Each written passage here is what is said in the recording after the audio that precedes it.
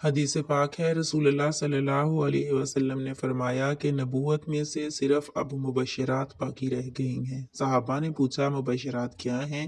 حضرت نے فرمایا کہ اچھے خواب۔ نبی کریم صلی اللہ علیہ وسلم نے فرمایا مومن کا خواب نبوت کے 46 حصوں میں سے ایک حصہ ہوتا ہے۔ نبی کریم صلی اللہ علیہ وسلم نے فرمایا اچھا خواب اللہ کی طرف سے ہوتا ہے اور برا خواب شیطان کی طرف سے۔ بس اگر کوئی برا خواب دیکھے تو اسے اس سے اللہ کی پناہ مانگنی چاہیے اور بائیں طرف تھوکنا چاہیے۔ یہ خواب اسے کوئی نقصان نہیں پہنچا سکے گا۔ رسول اللہ صلی اللہ علیہ وسلم نے فرمایا میں سویا ہوا تھا کہ میں نے دیکھا کہ لوگ میرے سامنے پیش کیے جا رہے ہیں۔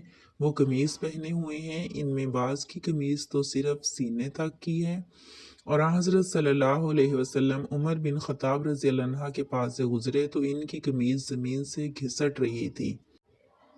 صحابہ نے پوچھا یا رسول اللہ آپ نے اس کی کیا تعبیر لی؟ حضور نے فرمایا کہ دین